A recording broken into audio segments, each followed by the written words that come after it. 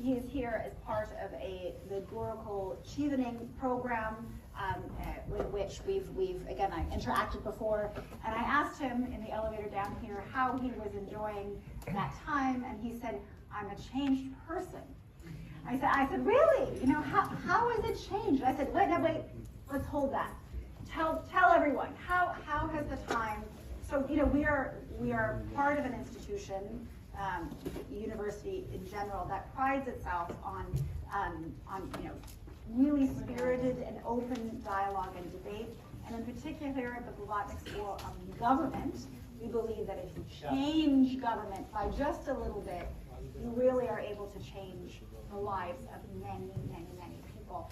In the case of India, of course, that's 1.4 billion people. So, just give us a little flavor of how. I'm glad that Professor, you asked me this question. I still remember when Professor Maya Tudor was in our class, and she made her point of view, and it is a well-known fact that as a researcher they have a point of view, and it is also a fact that everybody will have a point of view because we look politics very closer. I have a skin in the game inside. I remember the long conversation both of us had over emails. I wrote an email to Professor and she was kind enough to reply to me. Then I wrote an email. I believe that is the greatness of Oxford. And when you come here, you engage with anybody, even a great political scientist and economic scholar, and everybody sits in the same forum. That is a great thing for me. And fortunately, unfortunately, Professor, at one point of time, India was a great country in terms of educational learning. The Nalandas and the Taxilas, if you look at it, and fantastic places of learning, but somehow colonial conquest, at different points of time, we lost many things. So we are trying to get back into that space where our academic centers can be world class. And then the latest world ranking, 46 Indian colleges have gone into the US world ranking. It was 11 previously, now we are 46. We want to get there. When we look at this kind of eminent institutions like Oxford, we just pride that India should also have something like that soon, where the children come here, they take all kinds of questions. You go somewhere, somebody is for Palestine, somebody is against Palestine, somebody is for Gaza, somebody is against. But when you talk to those kids, everybody has got a point of view, and it's not necessary that you should just shut somebody down just because he's got a differing opinion. That is the big thing in Oxford. The second, for me, everywhere is equality of resources Oxford has got. The libraries, the accessibility it gives you. And even here, and you are very kind enough, and a respectable member of the audience had a very differing point of view with you, and somebody had a differing point of view with you. And it is a greatness that we sit in the same forum and then we engage, and we all have different points of view, but we try and find a common way inside. This I see in Oxford day after day, class after class.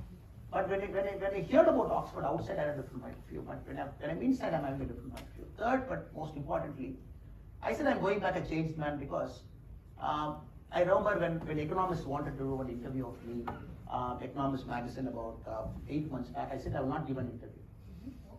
He said, why? He said, look, you are biased, I'm not going to talk to you. He said, look, that is not the way to argue. I said, okay, if that is the case, we will do one thing. I'm opening my life to you for 4 days. You can tag along with me. Everything you see. After that, you ask a question, I will reply. The reporter, a British reporter based in India, was kind enough to come with me, and 4 days he traveled with me.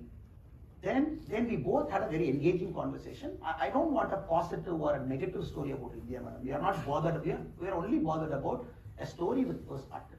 Yeah. So that made me wonder that maybe India is not represented very well in global forums, in Financial Times or New York Times or many places. Some of our achievements have to come in these papers, the papers that most people read. It is not that I can simply say I don't care what people in Zurich think, what people in London think, what people in Washington think, but actually you influence the money that comes into my country, the FDI that comes into my country is influenced. Though I attacked all the 3 indices.